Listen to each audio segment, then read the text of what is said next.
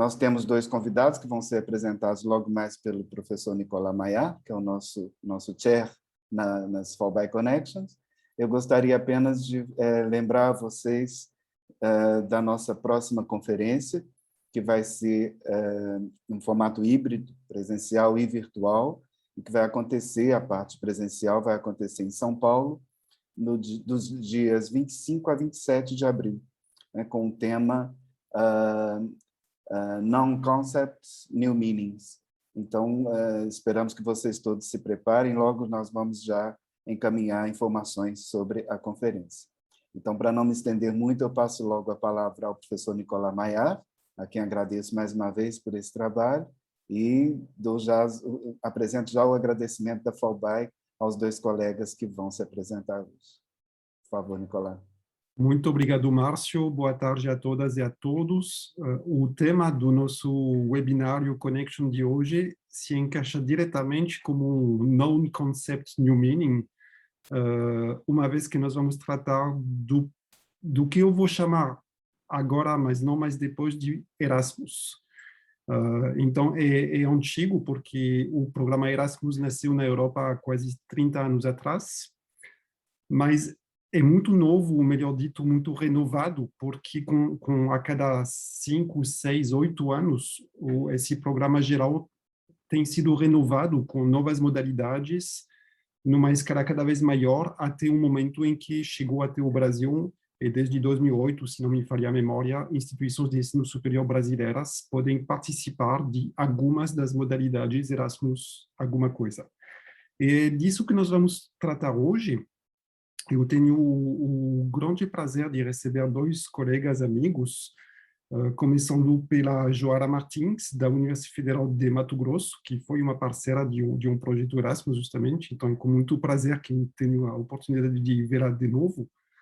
A Joira é doutoranda em Educação no programa de pós-graduação em Educação da UFMT, em Cuiabá, mestre em Educação na linha de pesquisa políticas educacionais, com ênfase na política de internacionalização de educação superior brasileira. Ela integra vários grupos de pesquisa em educação internacional da região e nacional. Ela possui uma graduação em secretariado executivo, um MBA em gestão e consultoria empresarial, uma especialização também. Eu não vou apresentar todos os títulos da Joira, porque são muito extensos. E, para mim, mais importante de todos, ela é servidora efetiva da Secretaria de Relações Internacionais da UFMT desde 2008. E, portanto, uma das pessoas, na verdade, que mais tem experiência em gestão de relações internacionais das nossas universidades no Brasil. Temos também conosco o professor Dr. Francisco Figueiredo, da Universidade Federal de Goiás, que é professor titular de língua inglesa da UFG. Também não vou apresentar todos os títulos acadêmicos dele, mas se formou em letras em português e inglês, é mestre em linguística, doutor em linguística aplicada pela UFMG. Fez também um estágio pós-doutoral na mesma UFMG em 2016. Para resumir, o Francisco é um linguista aplicado. Ele foi diretor da Faculdade de Letras da UFG e ele é atualmente secretário de Relações Internacionais da Universidade Federal de Goiás. Então, também ele vai poder nos trazer um ponto de vista de uma importante Universidade Federal que tem interagido através de projetos Erasmus com instituições europeias. Eu não vou falar demais, porque eu quero, o quanto antes, dar a palavra para nossos painelistas, mas talvez a título de introdução eu queria posicionar mais uma vez o que costumamos chamar Erasmus de forma muito genérica e honestamente de forma um pouquinho equivocada às vezes no Brasil. O programa Erasmus, a rigor, é um programa europeu. Ele começou como sendo um conjunto de programas puramente e exclusivamente europeus. O momento em que passou a abranger o Brasil, no mesmo momento quase todo mundo, foi durante uma variação desse programa chamado Erasmus Mundus, em 2007. O programa Erasmus Mundus, onde as instituições brasileiras podiam participar, era um programa de mobilidade estudantil, principalmente. Tinha também mobilidade de servidores técnico-administrativos e mobilidade docente, mas o grosso era mobilidade estudantil. era a mobilidade articulada pelo meio de consórcios. Instituições europeias coordenavam projetos, convidando instituições de outros países, seja países europeus, seja países não europeus, e, além da troca de boas práticas para gerir a mobilidade, havia fomento, bolsas, para que os alunos pudessem ser intercambiados. E dependendo dos projetos, dependendo dos anos, teve intercâmbio de mãos duplas, as instituições brasileiras podiam receber alunos estrangeiros, ou era unívoco, enviávamos alunos para a Europa.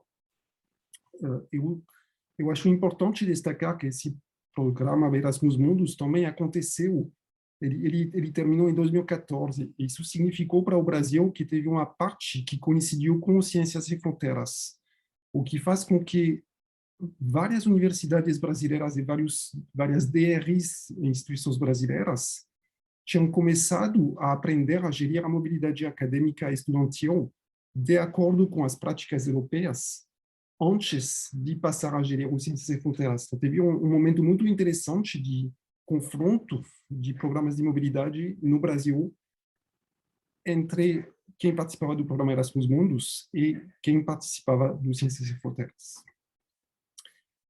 O que é muito importante saber, entender e lembrar é que o Erasmus Mundus terminou em 2014, foi substituído ou ampliado, de uma certa forma, por meio do programa Erasmus+.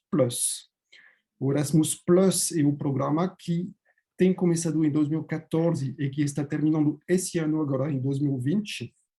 Portanto, a rigor, o que chamamos de Erasmus no Brasil hoje, na verdade, é o Erasmus+. O Erasmus+, ele vem desdobrado em 4 modalidades. Então, é outra fonte de confusão, às vezes, entre o que se pode fazer no Erasmus+. E as 4 modalidades são muito diferentes umas das outras. A primeira é a chamada International Credit Mobility, mobilidade de crédito internacional. É a parte da mobilidade estudantil, e só estudantil, do Erasmus+. Diferentemente do Erasmus Mundus, a parte mobilidade de crédito do Erasmus+ é bilateral. É uma instituição de ensino superior europeia que aplica em seu país, ou pelo meio do seu país, a Bruxelas, bem dizer, para receber verba, bolsas, para poder intercambiar alunos.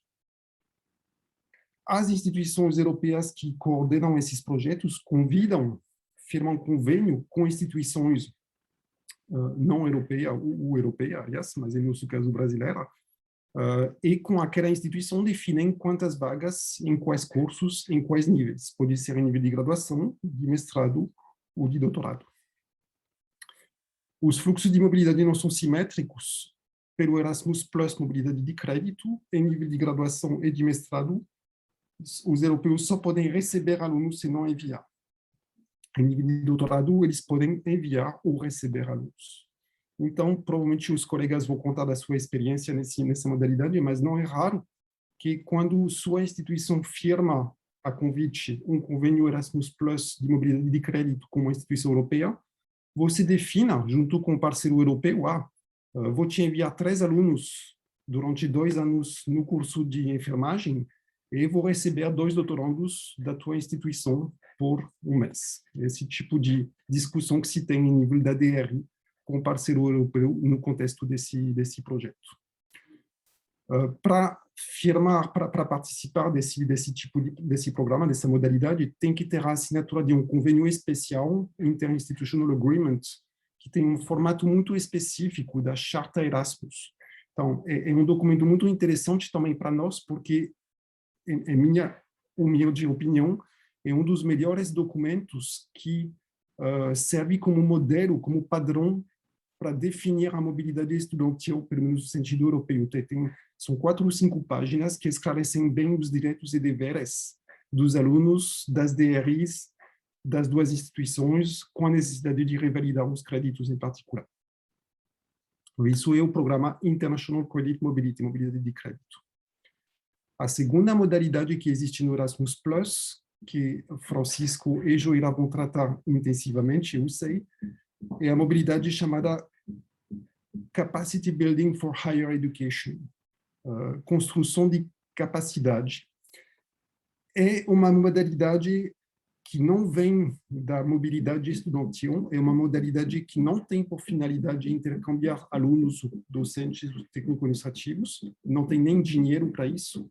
É uma modalidade de colaboração, uma modalidade para aprender juntos a desenvolver práticas que são incipientes ou que não são ainda tão sólidas, tão fortalecidas nas instituições não europeias como elas são na Europa. Então, tem temáticas prioritárias definidas pela União Europeia, por exemplo, com a América Latina. Durante anos, a internacionalização do ensino superior foi uma dessas prioridades. O que significava que quem participava desse tipo de projeto, o caso da UFG é um bom exemplo, se inscrevia dentro de um consórcio liderado por uma instituição europeia, onde se trocava durante 3 anos boas práticas e tinha dinheiro para viagens, mas não para mobilidade, para viagens para se reunir, para elaborar documentos, guidelines, organizar workshops, seminários. Na própria FAUBAI, nos eventos da FAUBAI, todos nós participamos, tipicamente no sábado de manhã, no sábado de tarde, em um dos workshops organizados por um desses projetos. Então, essa é a modalidade Capacity Building. É uma modalidade muito importante para trabalhar a internacionalização quando não é diretamente a mobilidade estudantil o objetivo. A terceira modalidade, totalmente diferente, é o do Joint Master Erasmus. É a criação de programas conjuntos de master. Eu propositalmente não uso o termo mestrado, porque não é rigorosamente um mestrado no entendimento brasileiro do termo, é um master no entendimento europeu do termo. De novo, se cria consórcios. De novo, pelo menos até 2020, no Erasmus+, quem lidera o consórcio tem que ser uma instituição europeia. Instituições brasileiras são convidadas a participar do consórcio. O consórcio define uma formação de pós-graduação de nível de master e os alunos de todas as instituições membros do consórcio podem participar dessa formação, se matricular e obter, no fim, o título de master. Então, é uma modalidade Erasmus+, para diplomar alunos e para criar formações diplomantes em nível de master novas. É uma modalidade que teve muito apoio em termos de orçamento pela União Europeia, acho que foi a modalidade mais fomentada pela União Europeia. Teve algumas dezenas de programas de Joint Master desenvolvidos no Brasil. Para nós, a dificuldade técnica é a questão do reconhecimento do diploma e da formação. A rigor, para participar dessa modalidade, temos que credenciar o diploma, a formação que está sendo criada junto com outras instituições em nível da CAPES. A quarta e última modalidade do programa Erasmus+, se chama Jean Monnet, nome francês. É uma modalidade um pouquinho menor em termos de escala.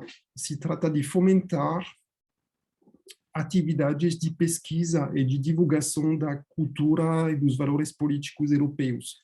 Estudos avançados sobre a Europa, para resumir. São 3 submodalidades. Se pode fomentar um módulo Jean Monnet, uma cátedra Jean Monnet, ou um centro de excelência. Então, essa modalidade ela é mais no nível da pesquisa.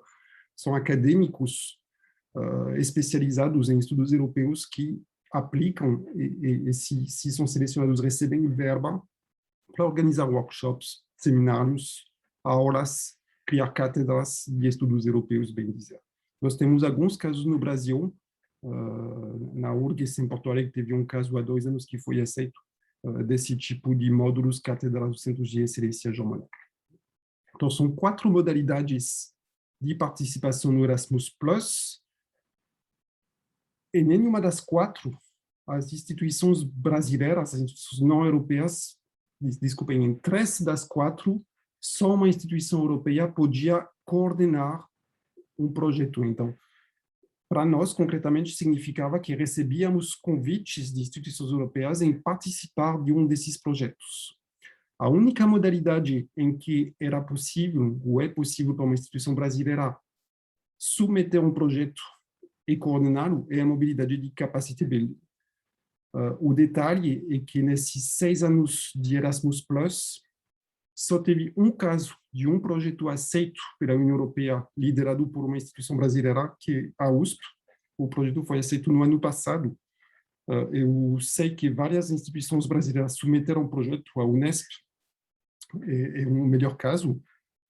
Nunca tivemos tais projetos aprovados no Brasil, a não ser esse da USP no ano passado. A novidade é que no futuro programa a ser lançado em breve entre a União Europeia e o resto do mundo, as instituições não europeias vão poder passar a coordenar pelo menos a modalidade de Joint Master. Então, a expectativa que nós temos é que, em muito breve, uma instituição brasileira poderá criar um consórcio junto com europeus e ser líder na proposta de um Joint Master. Então, esse é o programa Erasmus+, 2014 a 2020, significa que estamos no último ano de vigência desse programa. Temos projetos em andamento que podem até terminar nos anos que vêm, que foram aprovados por 3 anos, começando talvez esse ano ainda, mas não vai ter mais novo edital no Erasmus+, porque era o último ano. A agência europeia está trabalhando um novo projeto, mas ainda não foi decidido exatamente a parte do orçamento e alguns detalhes das modalidades que serão propostas em parceria com a América Latina. Na verdade, faz algumas semanas que tem uma certa esperança que saiam as decisões e nós esperávamos hoje nesse seminário ter um programa mais fechado a apresentar a vocês, mas acho eu muito em função do Covid e do problema da pandemia que perturbou bastante tanto os processos de decisão como a organização desses projetos. A agência europeia tomou um pouquinho de atraso nessa questão. Então, é fato que hoje não se sabe exatamente o quanto essas modalidades que eu acabei de apresentar resumidamente vão se manter iguais ou vão sofrer alguns ajustes no novo programa que vai começar já no ano que vem. Agora, apesar dessa pequena dúvida, não tem a menor dúvida, já se sabe que o programa de mobilidade de crédito internacional, o Joint Master, o Capacity Building, com certeza vão continuar. A dúvida em termos do programa de mobilidade é bem mais sobre o quanto vai ter mobilidade virtual junto com a mobilidade física que vai ser apoiada, mas que vão se manter essas modalidades de uma forma ou de uma outra, não tem dúvida. Bom, era para ser uma curta introdução, eu já falei 15 minutos. Eu acho que está mais do que na hora de ouvir o Francisco e a Joira para nos apresentar a experiência que eles têm tido nessas modalidades Erasmus+. E, se o Francisco me der licença, eu proponho começar pela Joira, que eu sei que tem uma experiência rica a contar. Então, Joira, por favor, a palavra está contigo. Ok, muito obrigada, professor Nicolas, muito obrigado, professor Márcio, um prazer, professor Francisco, estarmos aqui hoje. Como já foi dito, né, eu atuo na Secretaria de Relações Internacionais desde 2008. Na realidade, antes mesmo dela ser uma secretaria. A Universidade Federal de Mato Grosso, ela está situada no centro-oeste do país, numa região de fronteira, né, também temos 4 campos de estudos, e nós temos desenvolvido ações de internacionalização praticamente desde a sua criação, mas de forma estruturada, com uma secretaria, com procedimentos, né, com todos os modos de gestão de uma área internacional.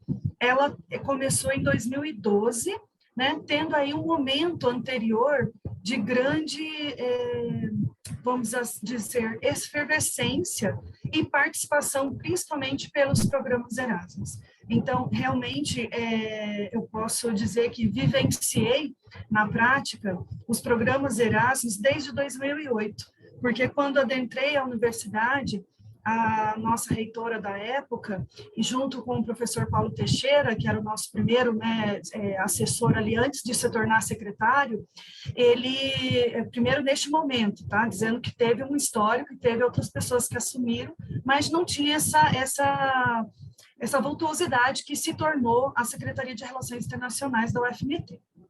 Então, nós começamos o início do período de gestão da professora Maria Lúcia Cavalli Neder, já com a herança de termos sido selecionados para os projetos Erasmus Mundus, que foi lá 2007 para 2008, conforme o professor Nicolas comentou.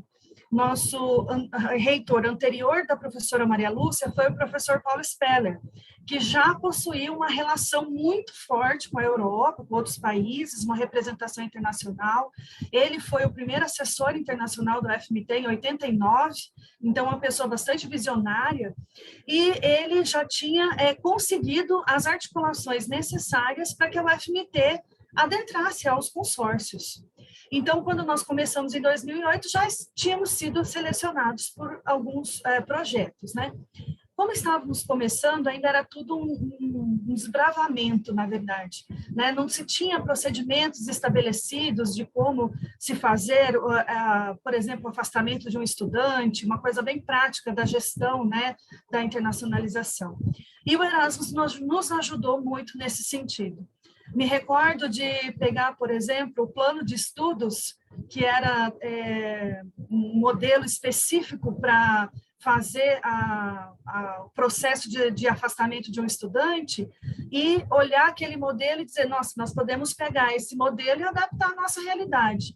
E a partir dali foi-se, a cada passo, a cada estudante, a cada processo, ampliando a gestão universitária na internacionalização.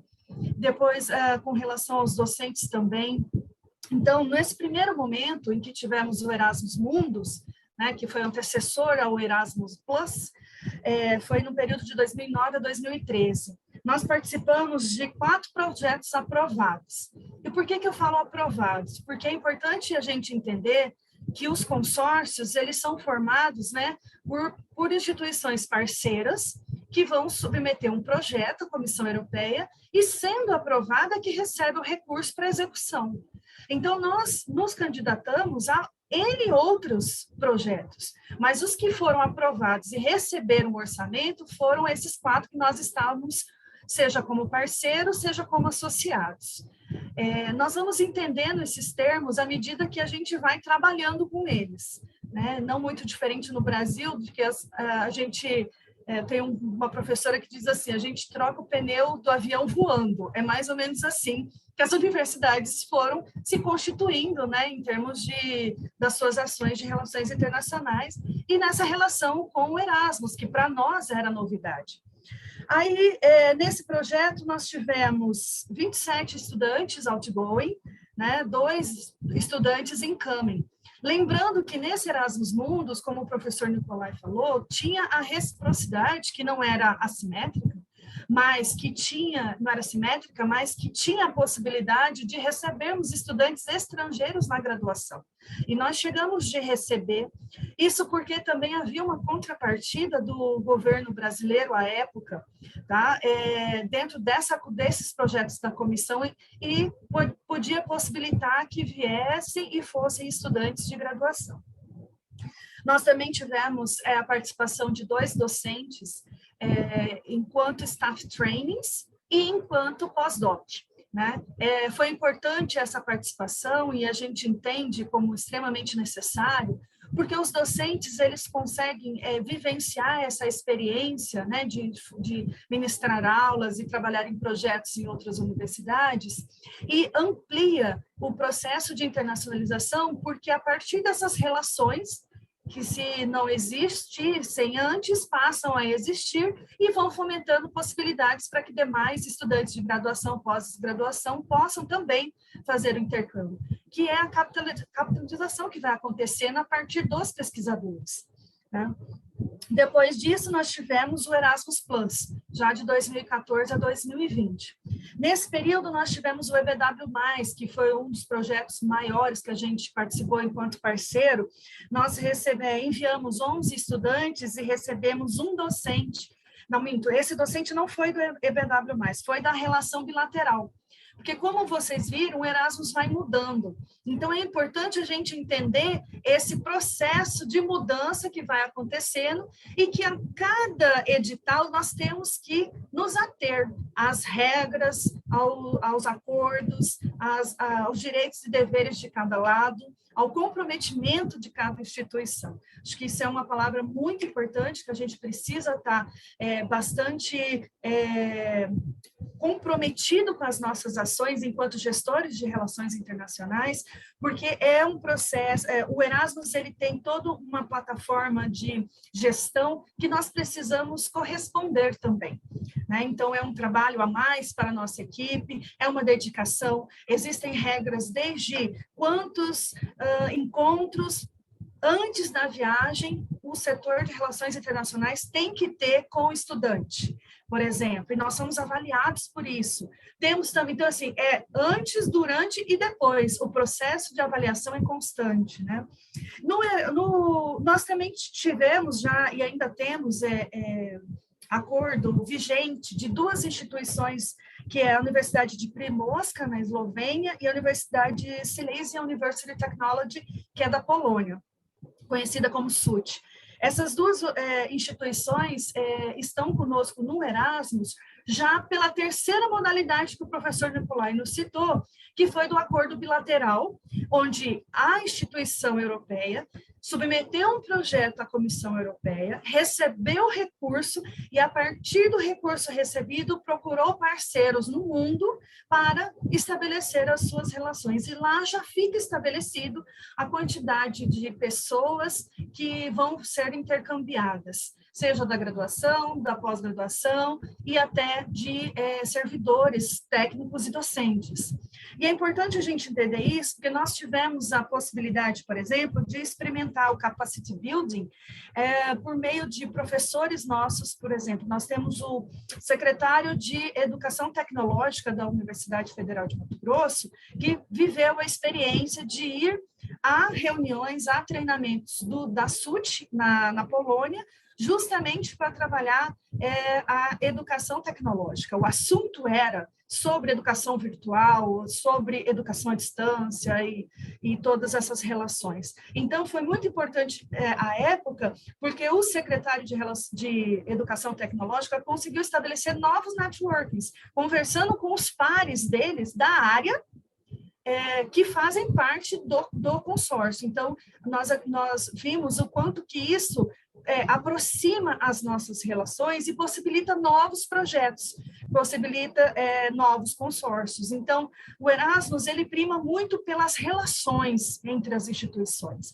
Esse estabelecimento de parceria duradoura, que pode começar por meio de um projeto, mas ela ir se estendendo, mesmo que acabe o recurso daquele projeto, ela vai se manter por outros fomentos que os setores vão estar em busca. Então, isso é uma das coisas que eu considero mais positivas do projeto Erasmus+.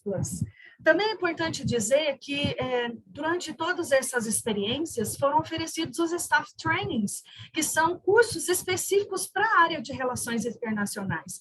Eu mesmo tive a oportunidade de participar em alguns, né, na Universidade do Porto, na Universidade de Caen, na França, e foi possível nós experimentarmos a gestão de internacionalização de uma universidade europeia. Entendemos o modus operandi daquela instituição e também sabermos como relacionar com as nossas ações, né? Uma troca sadia e também de informações e de, vamos dizer assim, aproximação cada vez mais das relações, possibilitando novos projetos, o fortalecimento desses novos projetos.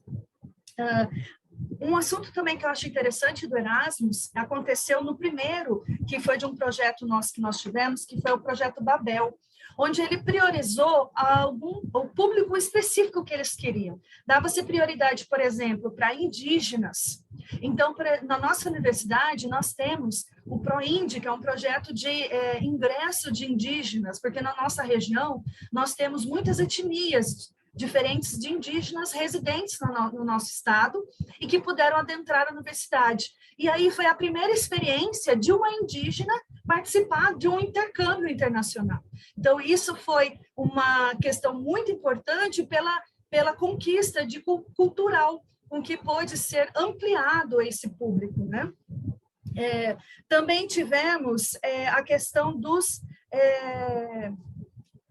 refugiados. Naquela época, né, nem se falava tanto, né, de refugiados, eram mais provenientes dali de 2012 pelo Haiti, mas antes disso não se falava muito de refugiados no Brasil. Hoje nós já sabemos que essa é uma realidade que nós vivemos, né, de refugiados em nosso país, que estão adentrando as universidades, até por processos de seleção comum, como o próprio Enem, né, porque eles estão fazendo curso de português, as universidades brasileiras estão fornecendo cursos de português como língua estrangeira, estão fazendo as provas, estão conseguindo entrar nas universidades, e aí o Projeto Babel possibilitou isso, possibilitou que alunos que se declarassem refugiados, né, fossem comprovados que eram refugiados, teriam prioridade de fazer intercâmbio também.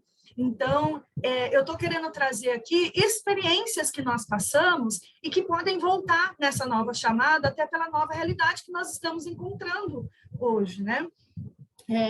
Eu estive a olhar o site a plataforma do Erasmus Mundus e vi que lá na Europa já está lançado, né, o edital, eles estão em negociação com a América Latina, como o professor Nicolás disse, mas lá já tem algumas prioridades, e aí já está se falando em intercâmbio virtual, que é algo que nós já estamos vivenciando e que foi fortalecido pela pandemia, né?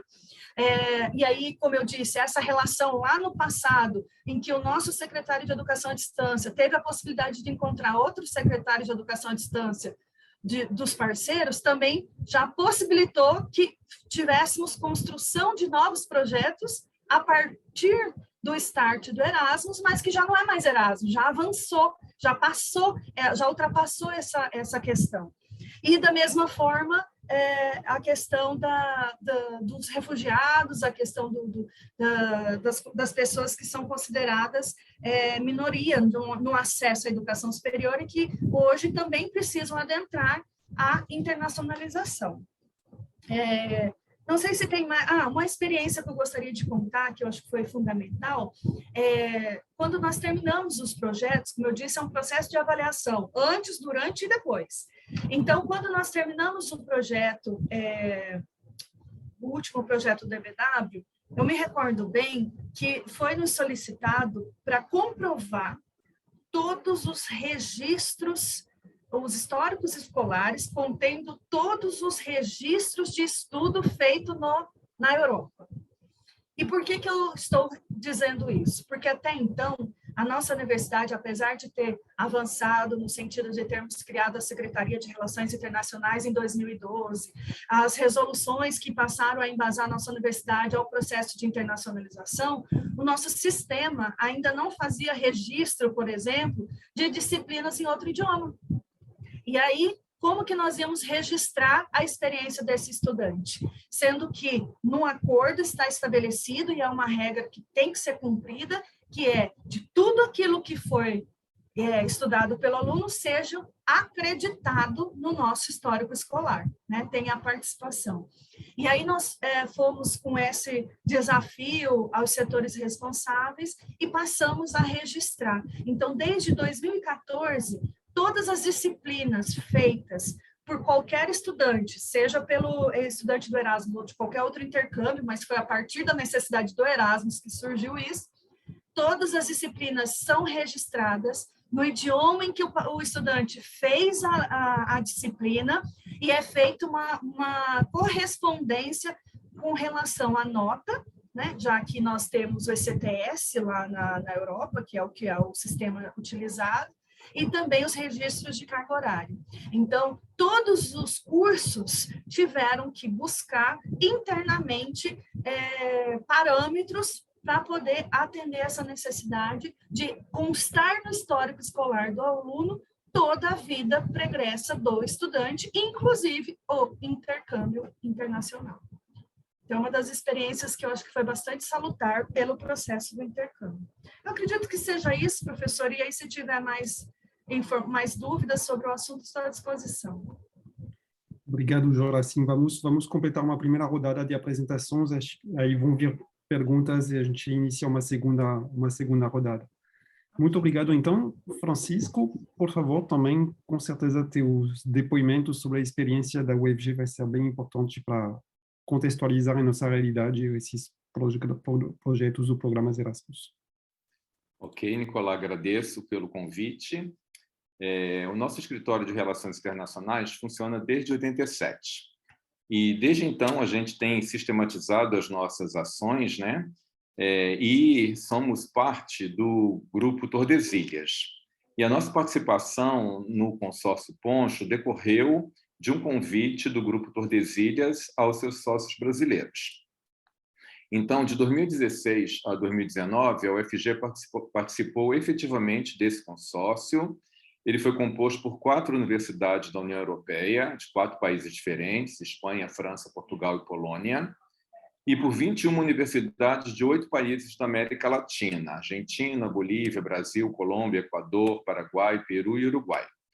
E o objetivo do projeto era integrar pequenas universidades localizadas geograficamente em áreas periféricas e com pouca ou nenhuma experiência em projetos da União Europeia, com universidades mais experientes para que houvesse o compartilhamento de boas práticas. Importa esclarecer que as atividades do projeto Poncho, a exemplo de outros projetos da União Europeia, foram distribuídas em work packages. Então, ao todo, nós tivemos de 8 tarefas, né? Uma primeira, que era a preparação, uma segunda, que se referia a redes, uma terceira, que era a capacitação técnica, uma quarta, capacitação acadêmica, uma quinta, capacitação institucional, uma sexta, qualidade, uma sétima, que era disseminação, e uma oitava, que era gerenciamento. Então, em relação ao primeiro pacote, né, preparação, a UFG, junto com a Universidade de Las Palmas de Gran Canária, prepararam um mapa da internacionalização das instituições de nível superior da América Latina, parceiras do programa. Então, foi feito um catálogo dessas universidades e qual o nível de internacionalização de cada uma.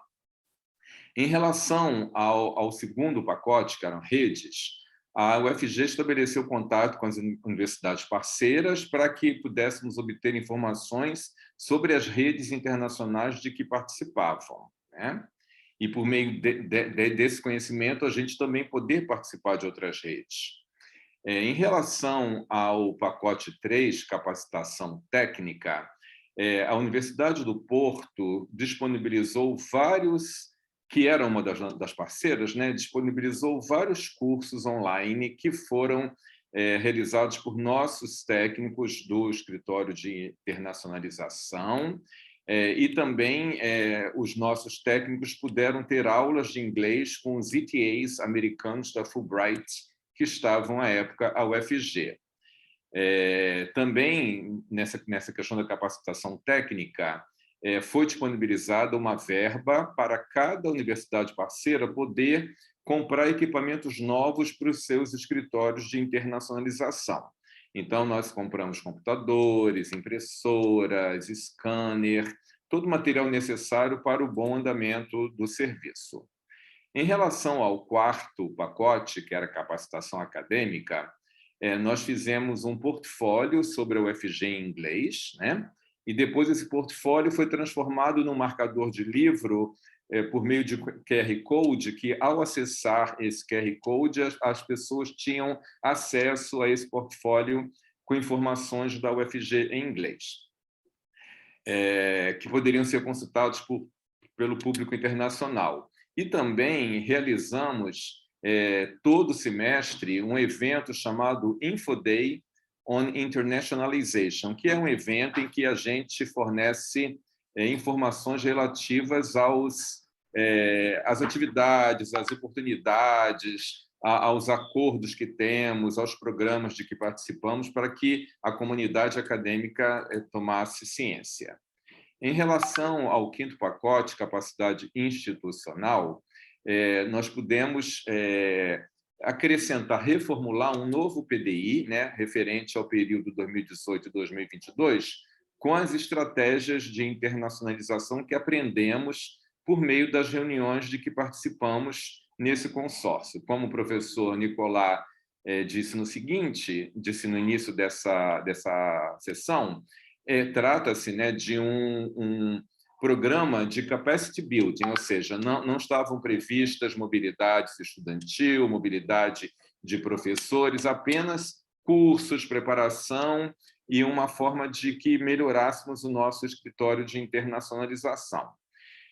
O sexto pacote referia-se à qualidade. Então, nós aprimoramos a nossa homepage e também aplicamos vários questionários sobre tudo o que fazíamos, sobre todos os eventos de que realizamos, realizamos também uma análise SWOT para poder ver os pontos fracos, as oportunidades, as ameaças que a UFG tinha em relação à internacionalização, como uma forma de nos compreendermos melhor e ver o que poderíamos fazer para melhorar esse processo de internacionalização.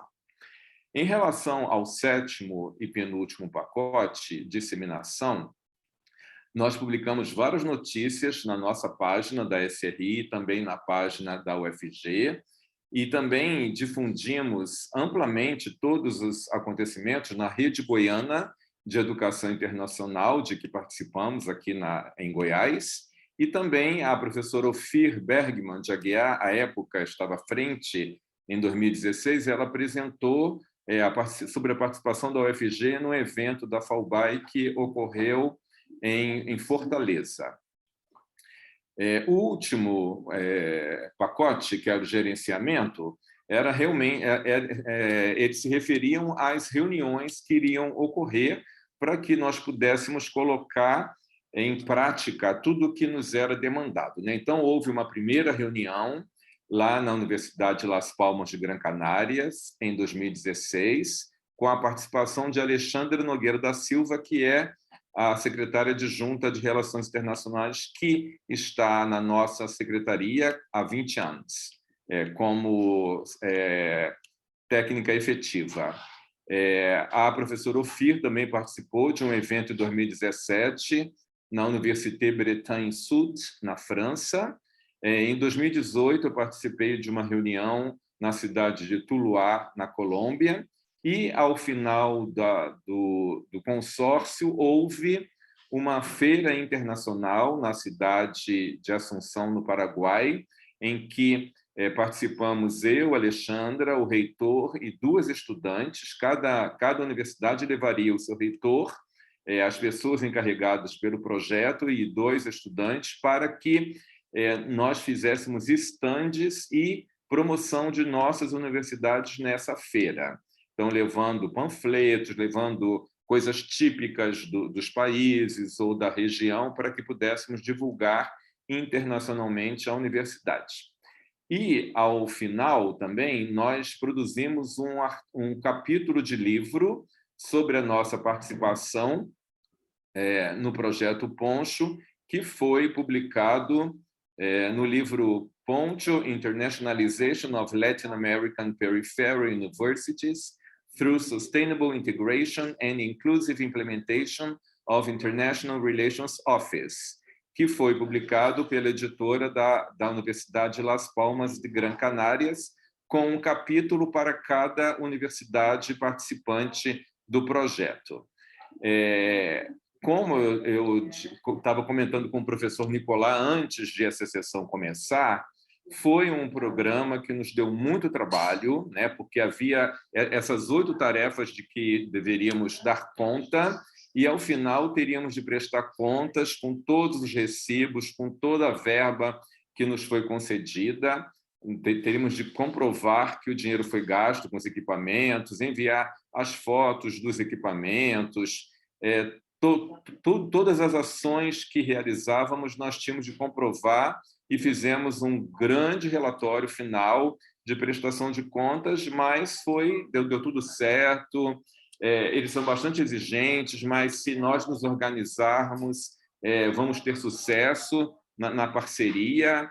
Foi muito importante porque nós tivemos, por meio deste projeto, interação com universidades da América Latina que não da UGM, de que já participamos, então conhecemos outras universidades, e criamos a rede Poncho, da qual participam a UFG, uma universidade do Peru, uma universidade da Colômbia e a Universidade de Las Palmas de Gran Canárias. Então, por meio dessa rede, nós estamos conversando para termos atividades de COIL, atividades de teletandem, e podermos continuar esse trabalho, apesar de o consórcio ter terminado.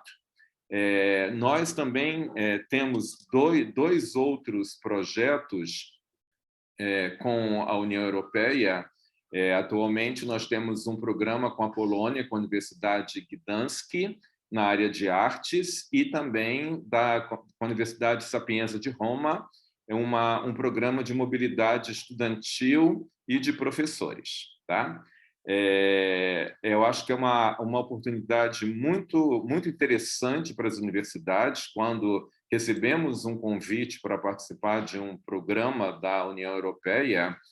Temos de ter ciência de que teremos muito trabalho, mas também teremos muitos êxitos, muitos ganhos com as possibilidades de colocar os nossos professores para interagir com professores de outras universidades e, com isso, solidificar ainda mais o nosso processo de internacionalização. Bem, Nicolai, eu acho que era isso que eu gostaria de compartilhar com vocês, a nossa experiência, e estou aqui para perguntas, caso ocorram, ok? Obrigado pela oportunidade. Muito obrigado, Francisco, também. Nós temos uma pergunta para ti diretamente, da Thalita. O livro do Poncho poderia ser disponibilizado aos associados da FAUBAI? Talvez ele esteja online no site do projeto, não sei. Eu posso enviar para o Márcio o livro em PDF, sim. E o Márcio disponibilizar para os sócios, sem problema. Eu tenho o livro em PDF. Perfeito, obrigado. E o Márcio tem uma pergunta, mas antes de deixar ele fazer a sua observação, eu queria fazer uma pergunta e aí vocês três respondam. A minha pergunta, a observação era a seguinte: vocês dois aludiram ao trabalho no setor de relações internacionais para interagir com os europeus, para prestar contas. A minha pergunta seria no sentido de vocês poderiam elaborar um pouquinho mais para explicar o quanto esses projetos europeus, Erasmus, também possibilitam, como dizer, estruturar nossos setores, servem de modelo. Eu não gosto muito do termo modelo, porque parece que precisaríamos copiar uma estrutura da Universidade do Porto, por exemplo, ou de Rouen, eu acho que nenhum de nós quer copiar-colar um modelo europeu em nossos setores, mas sem esse sentido que seria rigoroso demais do termo modelo, explicar o quanto esses projetos servem para nos inspirar, para valorizar, às vezes. Foi o caso no meu setor de relações internacionais, vários colegas se sentiram muito valorizados pelas capacitações do staff training, por exemplo, que a Jora mencionou. Então, eu queria ouvir que vocês explicassem um pouco isso aos colegas. Seria a minha pergunta, observação. Márcio, agora a fala está contigo para ter os comentários da tua pergunta e depois a gente ouve Francisco e Jora. Bom, eu queria primeiro agradecer a Joera e ao Francisco por essa apresentação deles, que, para quem atua há muito tempo nas relações internacionais, deixou saudade de alguns colegas, né? Que vocês mencionaram. Mas eu queria pensar numa situação anterior. Nós temos muitos associados na FAUBAI que não têm essa experiência com as diversas fases do Erasmus, né? E que sempre perguntam como fazer para começar, né? Essa é a grande problema, quando não temos nada ainda.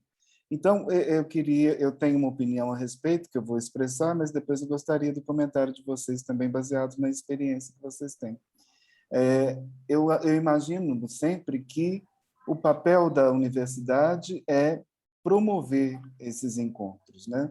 Não adianta nós ficarmos esperando que um dia alguém venha nos procurar porque tem um projeto e precisa da nossa participação. Isso só vai acontecer se a universidade for conhecida no caso agora, na Europa, né? Então, há algumas coisas que precisam de um investimento, né? Como, por exemplo, o envio dos professores para missões no exterior, né? A nossa própria presença como RI em missões, em conferências no exterior, onde fazemos os contatos, e a nossa grande responsabilidade no setor é colocar os nossos pesquisadores em contato sempre com os pesquisadores estrangeiros, né? Então, eu acho que o nosso ponto de partida é sempre esse, estabelecer contatos. A nossa importância nesse processo é essa. Porque depois de estabelecido o contato, as RIs vão participar num outro nível, que é um nível administrativo, né? Mas, em primeiro lugar, está a pesquisa, está o relacionamento entre os pesquisadores de determinadas áreas, né? Isso é o que constrói a participação num projeto de maior envergadura no âmbito do Erasmus. Qual que seria a opinião de vocês? Obrigado. Olha, Márcia, eu acho que uma coisa extremamente importante é a participação no evento da própria FAUBAI, né? Ou seja, a gente indo aos eventos da FAUBAI, a gente tem acesso ao mundo, porque muitas pessoas do mundo estão lá, né? Então, eu acho que é uma forma de você se fazer visível também, indo aos eventos da FAUBAI e também às feiras internacionais. A UFG nunca tinha ido ao encontro da NAFSA, por exemplo, né? Então, antes da pandemia, nós fomos, e agora há um compromisso de que sempre iremos a esse evento, entendeu? Todo ano. Então, lá a gente fez um acordo, por exemplo, com a Universidade da Rússia, nós não tínhamos, então, por meio disso, íamos mandar uma estudante para lá, mas com a pandemia a ida foi inviabilizada, mas a coisa estava acertada, ou seja, temos agora a parceria. E também o que eu acho é que a gente tem que aceitar os convites, porque, na realidade, as universidades europeias que coordenam os acordos, né, os projetos do Erasmus Plus. Nós não podemos iniciar um programa, ou seja, nós temos de ser convidados. E, ao sermos convidados, o que eu sugiro é que aceitemos os convites, né? Mesmo que seja algo muito trabalhoso, porque vale muito a pena, né? Ou seja, nós podemos conhecer pessoas de 21 instituições por meio desse projeto PONS, pessoas de 4 universidades europeias, de 4 países diferentes e 8 países da América Latina. Nós podemos participar de reuniões em outros contextos, conhecer a realidade, né? Os bons escritórios, né? E ver como eles funcionam e a gente poder se espelhar, né, no que fazem. Então, eu acho que é isso, é muito trabalho, mas a aprendizagem que temos vale muito a pena. Eu acho que a Joira concorda comigo, né, Joira? Sim, professor. Eu ia dizer justamente também sobre a questão da ida ao FAUBAI, mas eu acredito que é o seguinte, tem 2 coisas que são importantes. A primeira é o networking, não só a criação, como a manutenção do networking. E isso é a base para se ser convidado. Então, no seguinte sentido, quem representa, né, quem vai fazer esse networking? Ele começa desde o pesquisador, que já possui um outro pesquisador, né, conhecido, já tem, às vezes fez um doutorado fora, um sanduíche, alguma coisa assim, até a área de relações internacionais, né, que nos cabe isso, mas inclusive a nossa reitoria, né? Então, como eu disse, quando nós começamos, nós já tínhamos herdado pelo Paulo Speller, porque ele já tinha essa visão da internacionalização. E aí, quando a gente fala de reitoria, a gente tem que falar do plano de internacionalização, né? A nossa instituição tem que estar ciente do que é a internacionalização e do que a gente quer com ela, né? Quais são os caminhos que nós vamos fazer para chegar nela. Então, quando a gente fala, por exemplo, de ser conhecida, né, por qualquer outra instituição europeia ou, né, parceiro internacional, nós estamos falando, por exemplo, de ter investimentos na internacionalização que vai desde a estruturação do escritório, da capacitação das pessoas que trabalham na área de relações internacionais, mas também do plano estratégico do que se quer alcançar. Então, assim, como que você quer apresentar a sua universidade para o mundo? Sabe, a gente tem que ter uma ideia disso, né? Eu costumo falar internamente que a gente tem que ter o ponta de lança. O que é ponta de lança? Qual que é o nosso melhor curso? O que nos chama mais atenção? Qual que é a área que as pessoas olham para a nossa universidade e dizem, é por aqui. Não quer dizer que a gente vai fazer essa internacionalização com essa área, não. Quer dizer que a gente só vai utilizá-la como primeira relação e que depois vão adentrando outras áreas. Algo importantíssimo que o professor Nicolai falou foi que a experiência do Erasmus para o UFMT favoreceu e muito a nossa gestão do Ciências Sem Fronteiras, porque nós começamos o Erasmus em 2008 e nós só fomos entrar no Ciências Sem Fronteiras quando iniciou em 2011. E quando nós entramos, nós já tínhamos uma noção tanto das coisas boas como das complicações também, das dificuldades que nós enfrentaríamos. Então, a gente tem que estar muito ciente de que é um processo que ainda, vamos dizer assim, dentro do Brasil, nós sabemos que nem todas as universidades já são internacionalizadas, nós temos um caminho ainda a trilhar. A FAUBAI é o nosso órgão de representação da área de relações internacionais no Brasil, né? Então, com ela, nós temos a possibilidade de conhecer nossos pares no Brasil e aprender com eles. Então, assim, também é importante dizer essa troca interna, né, dentro do próprio país, porque a UFMT também é muito grata às relações que manteve com a UFG, com o UFRN, com o UFMG e com tantas outras que não dá para citar aqui, justamente porque elas nos possibilitaram, vamos dizer assim, diminuir o caminho, porque já estavam na nossa frente, então nos ajudou a estruturar o nosso setor já. Vamos dizer, para quem inventar a roda se ela já existe, né? O que a gente tem que fazer é adaptar, melhorar e trazer para a nossa realidade. Então, eu acho que essa troca interna, algo que eu acho muito importante com relação à FAUBAI, essa troca e as capacitações que a FAUBAI dá, né? Constantemente, por exemplo, cada FAUBAI, a gente já foi aqui sede, né, em Cuiabá, da FAUBAI, e foi, assim, espetacular a experiência que nós temos nos mini-cursos, nas capacitações da área, né, para essa parte mais administrativa. E isso ajudou muito, como eu disse, na experiência do Ciências Sem Fronteiras, que nós tivemos aqui no Estado, instituições que começaram a internacionalização com Ciências Sem Fronteiras. Então, e o Ciências Sem Fronteiras, nós sabemos que a cada edital ia mudando seu caminho. Então, o que acontece? A nossa experiência ajudou também os parceiros nesse progresso. E aí, quando eu disse do network, e disse da nossa reitoria, e disse do nosso plano de internacionalização, que tem que estar claro, da nossa marketing estratégia, do que a gente quer, de onde a gente quer alcançar, isso é o mais importante. E tem que partir da alta administração. Né? Por mais que haja, né, o envolvimento dos pesquisadores e o aceite da comunidade, nós sabemos que precisamos de recursos, precisamos de uma área estruturada, precisamos estar nesses eventos. Não é barato, né? Uma ida ao EAIE, por exemplo, que é o fórum que acontece na Europa.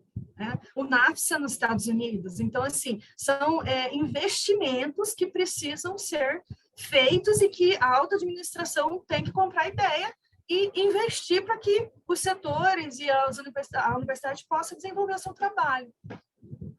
Não sei se eu respondi o senhor, professor Nico. Sim, muito bem, obrigado. E vocês respondem tão bem que vem mais perguntas. Então, Joiras, a Ana Paula Fontana, da Unicamp, está te pedindo teu contato para poder trocar figurinhas contigo depois. O Pierre Wayon, desculpe, Pierre, eu tenho o reflexo de pronunciar em francês esse tipo de sobrenome. Te faz uma pergunta,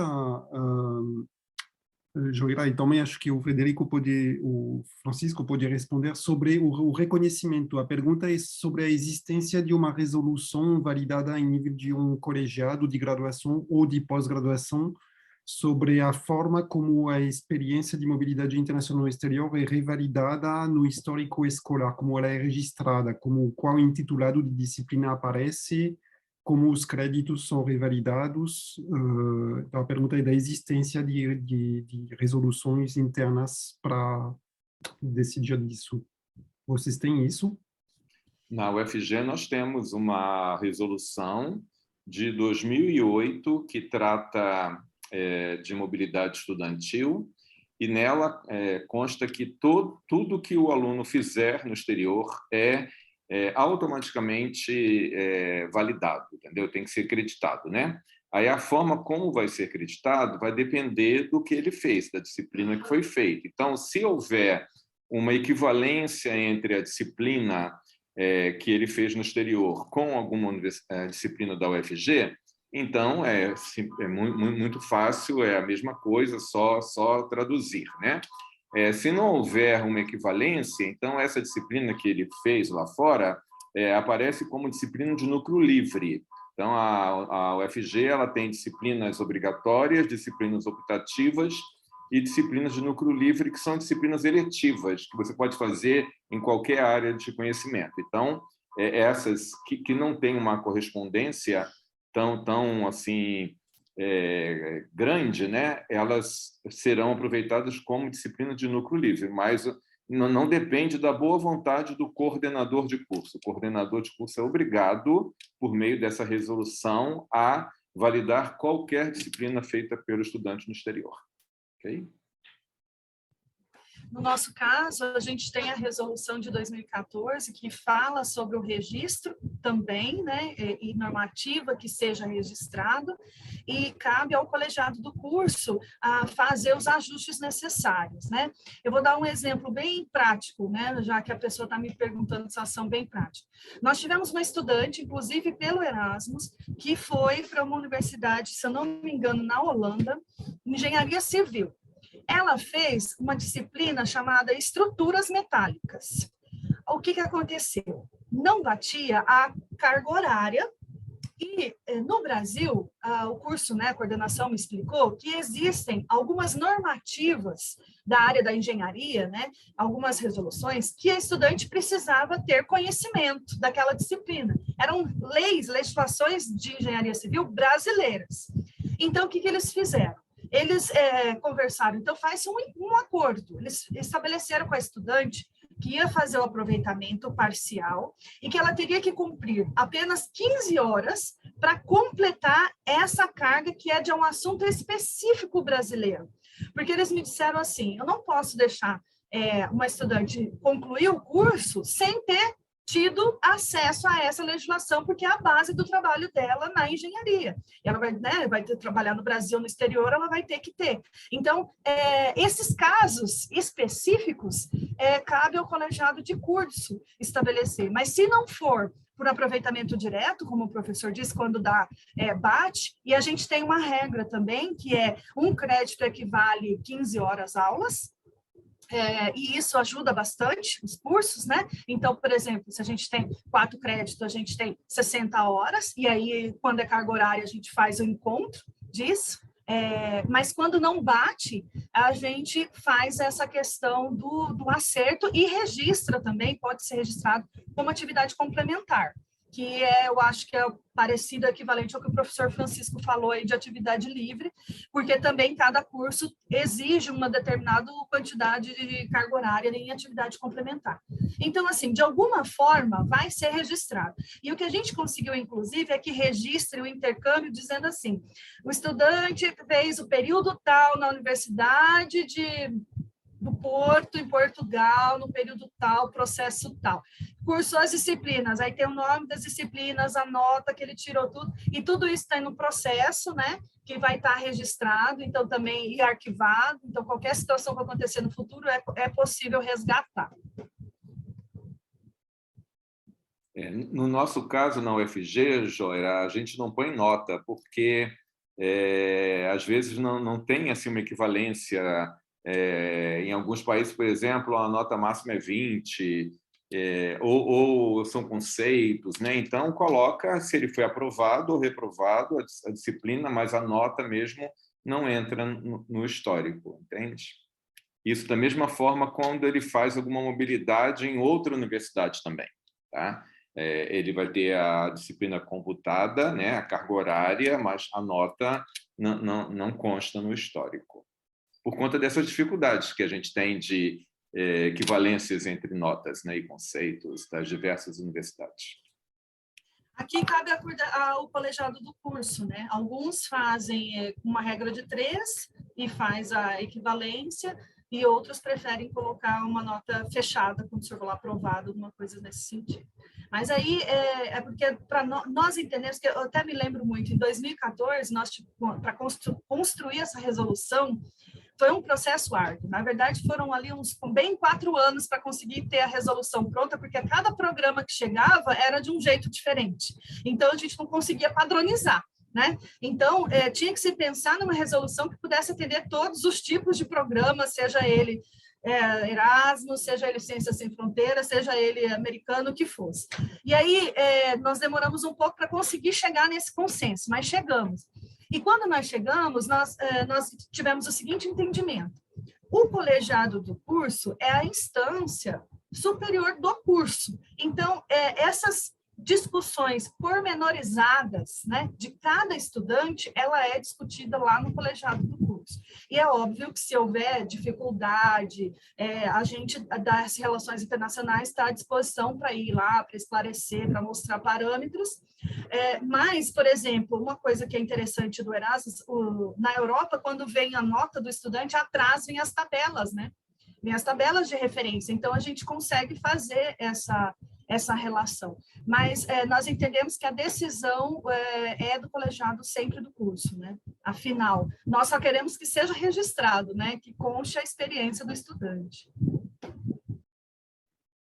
Obrigado. Uma pergunta correlada que chegou no meio termo é como se trabalha a questão da carga horária para converter os créditos ECTS em nossos sistemas. Eu acho que já foi parcialmente respondido. Eu só vou acrescentar um elemento a mais e vamos passar a outra pergunta, que é que, principalmente com a Europa, a questão do ECTS, dos créditos na Europa, é definida pelo que chama de learning outcomes, que são o que se espera que o aluno entenda, saiba ao completar tal ou tal disciplina. O que para nós, no Brasil, é totalmente equivalente às competências adquiridas. Se vocês olham as diretrizes nacionais curriculares, vocês têm esse conceito de competência adquirida que define cada tipo de formação em nível de graduação que existe no Brasil. Então, uma das respostas que pode ser dada é que, ao invés de considerar a carga horária, a ideia para poder converter créditos ECTS no sistema de crédito do seu curso na sua instituição é realmente olhar as competências adquiridas e ver o quanto elas são parecidas. Eu queria dedicar mais 5 minutos, a gente está chegando ao fim dessa sessão, mas para uma outra pergunta que chegou, que eu acho interessante, porque ela trata de outra modalidade de Erasmus, que são os Joint Masters.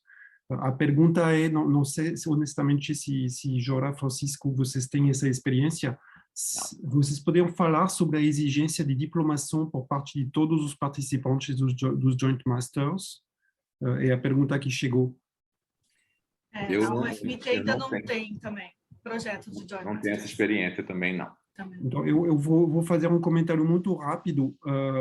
Na minha experiência, tem 2 formas de tratar da questão da diplomação ali, porque realmente não se trata mais de reconhecer créditos ou disciplinas, e sim uma diplomação inteira. A primeira forma de fazer é partir de um diploma de mestrado, tipicamente, ou de graduação, porque em vários cursos o nível de graduação no Brasil, na verdade, é equivalente a um nível de master europeu. Então, é partir de um curso ou de um programa de mestrado nosso que preexiste e usar esse curso que preexiste para integrá-lo com o programa sendo criado no Joint Master pelos parceiros europeus. Aí, o subconjunto de disciplina que você escolhe do seu programa ou curso pré-existente é o que será cursado pelos alunos europeus que virão na sua instituição, e os alunos do seu curso ou programa pré-existente estudarão o resto nas instituições europeias durante o período de mobilidade. Como você já tem um diploma credenciado em nível do MEC ou da CAPES, nesse caso você não tem que recredenciar uma nova formação. O trabalho fica para os europeus de eles validar a partir do seu curso que preexiste. Então, o primeiro cenário é esse, é tentar integrar uma formação pré-existente brasileira com o Joint Master sendo criado pelos europeus. O segundo cenário é realmente criar um programa, um curso. E aí, se você cria um novo curso na sua instituição, um novo curso de mestrado, um programa de mestrado, passa por o processo nacional tradicional de credenciamento de um curso de pós-graduação, que não é simples, é longe de ser trivial, mas aí a gente não tem muita alternativa a não ser fazer isso. Então, um trabalho que um coordenador de programa de pós-graduação faz inicialmente para criar um curso. Então, era isso que rapidamente eu queria comentar sobre essa questão. Para mim, o problema mais essencial é o que eu aludi inicialmente, é a questão de que nível de formação no Brasil é mais ou menos equivalente a um master europeu. E essa questão fundamental, eu não tenho resposta genérica aplicável a todos. No caso a caso, na minha própria universidade, em um caso na administração, temos um joint master entre um curso de graduação, um bacharelado na URGS e um master na França. Em outros casos, temos equivalências entre mestrados na URGS e masters na Europa. Então, depende muito de cada formação e de cada instituição. Eu queria terminar com uma observação que eu não quero também que passe despercebida ali do Vitor, talvez para concluir. Ele nos alerta sobre um outro problema que não é específico do Erasmus, que é a questão atual da desvalorização cambial do real frente a moedas como o dólar ou o euro, que afeta a capacidade da maioria dos estudantes de realizar um período de mobilidade. E, bom, a pergunta é relativamente aberta. O Vitor queria ouvir vocês dois, talvez o Márcio também, para saber como as universidades no Brasil podem tratar desse problema. No contexto do Erasmus, a resposta é bem fácil, porque como as bolsas são europeias e vêm em euros, justamente a questão do câmbio, desde que seja o parceiro europeu que gerencia o dinheiro de A a Z, que o dinheiro nunca venha no Brasil para ser repassado ao aluno, no contexto do Erasmus, em muitos casos, essa questão não existe. Agora, de forma geral, por favor, se os colegas têm algum comentário a fazer, alguma prática em uma das universidades representadas, poderíamos concluir com essa questão. Na realidade, depois da pandemia, nós não enviamos nenhum aluno mais para o exterior, né? Então, nós não passamos por essa situação do câmbio alto. Mas nós temos, por exemplo, alguns programas de que participamos, como a UGM, a Bracol, Bramex, em que há um compromisso da instituição, né, de concessão de passagem para os estudantes irem para as universidades. A UGM é só América do Sul, né? E Bracol, Colômbia, Bramex, México. E aí, independentemente do câmbio, a universidade vai ter que arcar com o deslocamento do estudante, né? E a universidade estrangeira vai arcar com a alimentação e hospedagem. Então, nós, fora esses programas, nós não financiamos ida do estudante, por exemplo, para os Estados Unidos, para o Canadá. Então, eles podem ir por conta deles, né? Então, eles têm que arcar com todas as despesas. Então, eu acho que, na realidade, dependendo do programa de que cada universidade participa, vai ter ou não algum impacto, entendeu? A questão do câmbio, né? Então, eu acho que ver a realidade de cada instituição e quais são os programas de que ela participa, se o programa, por exemplo, a UGM é mais barato, porque é para a América do Sul, então o gasto não é tanto. Para o México é muito mais, então a gente gasta mais dinheiro para mandar um estudante para o México, né? E as passagens aéreas a gente sabe que elas são dolarizadas também, então a questão do dólar aí afeta, né?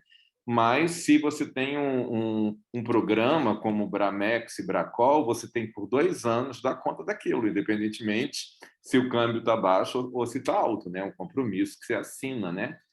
Junto com o GCUB para poder enviar estudantes e receber estudantes. Então, não sei se a Joia, se a UFMT enviou alguém. Também da pandemia não. Temos passado a trabalhar com a questão do intercâmbio virtual, né?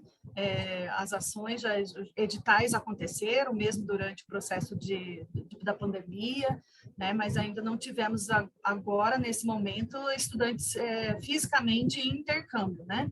O que nós podemos dizer é que talvez a saída seja mais ou menos quando nós começamos. Sempre existiu a dificuldade de estudantes de baixa renda acessar o intercâmbio, nós sabemos disso, né?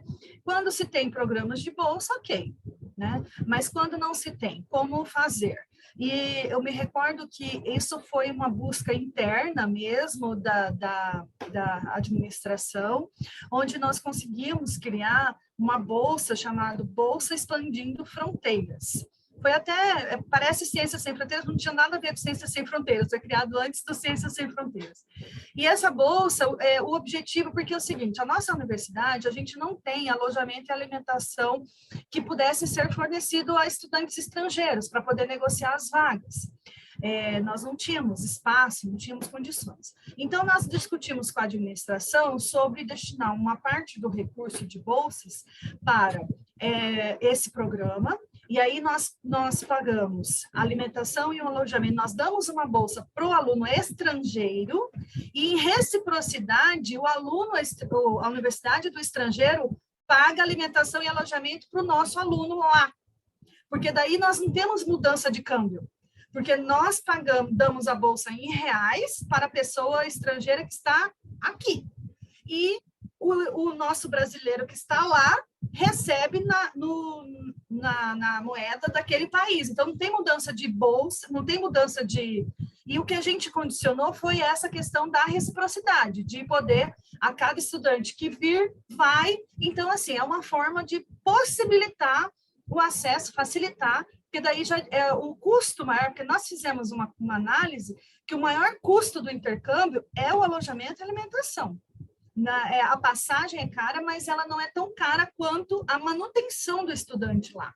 Então, quando a gente consegue esse tipo de parceria, e aí é uma relação bilateral mesmo, que a gente tem que fazer com cada parceiro, oferecer isso, né, e estabelecer em acordos, para que a gente possa ter as vagas. Então, nós já vemos trabalhando com esse tipo de bolsa há algum tempo já na UFMT.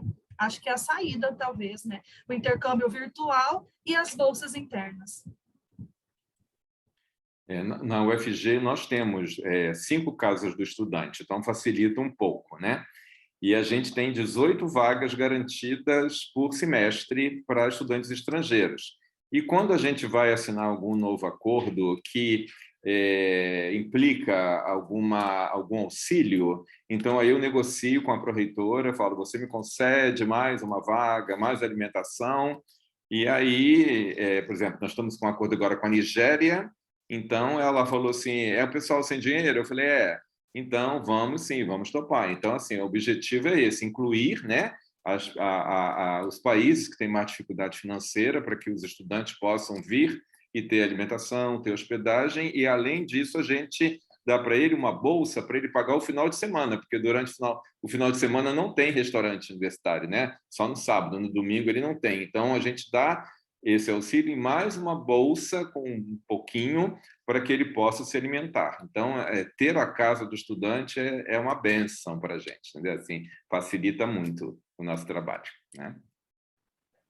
Perfeito, muito obrigado. Eu acho que são ótimos exemplos que mostram o quanto o ADRI, a Diretoria de Relações Internacionais, a Secretaria de Relações Internacionais, serve como meio, assim, de influência, de negociação, de meio campo para realmente achar uma parceria, como a Joira mostrou, que seja sustentável dos dois lados. Então, uma negociação externa ou às vezes interna, como o Francisco colocou, com uma pró-reitoria que tem um recurso. Eu acho que são ótimos exemplos que mostram o papel real do SRI no meio do processo de mobilidade e Erasmus. Gente, vou agradecer muito aos colegas por suas colocações, seus depoimentos muito interessantes. Acho que o número de perguntas que chegaram mostra que tinha informações a fornecer e colocações a fazer. Agradeço muito ao público pela atenção também. Nós estamos toda semana agora, toda vez muito felizes em ver que muita gente vem participar desses encontros. O próximo encontro Conexão será daqui a um mês, a terceira quarta-feira do mês de novembro. Deve ser de novo sobre o Erasmus, mas dessa vez trazendo o ponto de vista de europeus, o que também talvez seja uma forma de responder aos colegas que queriam saber como fazer contatos e tudo. No próximo seminário você terá acesso direto a 2, 3, talvez 4 colegas europeus que nos mostrarão seu ponto de vista sobre a mesma questão. Por fim, quero agradecer também aos colegas que estão dando um suporte técnico, em particular a Carol, aí, a esses seminários, que ela faz tudo nos bastidores e sou muito agradecido a ela por isso. Com isso, devolvo a palavra ao nosso presidente, eu me despeço e da minha parte até daqui a um mês. Obrigado, Nicolás. Eu Obrigado, só queria responder uma pergunta que surgiu agora, da Maria Letícia, que nos pergunta se há uma newsletter para sabermos de todos esses eventos. Uma newsletter propriamente não, mas todos os eventos são anunciados no nosso site e também nas redes sociais. A gente tem anunciado constantemente nas redes sociais, no Facebook, no Twitter, no Instagram. E é muito importante para que vocês recebam essas informações também por e-mail e não haja nenhuma perda nesse processo, que vocês mantenham como associados atualizados os dados na nossa plataforma, porque nós não atualizamos, os associados é que precisam atualizar. Então, isso é muito importante. Aí vocês não vão perder nenhuma oportunidade que a FAUBAI tem procurado trazer para vocês, né? Agradeço muito ao Francisco e à Joira também. Gostei muito de revê-los e gostei muito de ouvir mais sobre a experiência de vocês, né? Tendo tido o prazer de acompanhar um pouco dessa história com os colegas que já não estão mais no CAP, sobretudo Paulo e a Ofir. Então, muito obrigado a vocês dois, né? A FAUBAI agradece, né? Esse é o nosso espírito, de trazer a nossa contribuição para todo o conjunto da associação, né? Muito obrigado. Muito obrigado. Sim, também quero agradecer o convite, agradecer a Secretaria de Relações Internacionais da instituição, professor Lucas, né, que eu estou afastada para o doutorado e me capacitando ainda mais para a área de internacionalização. Então, muito obrigada.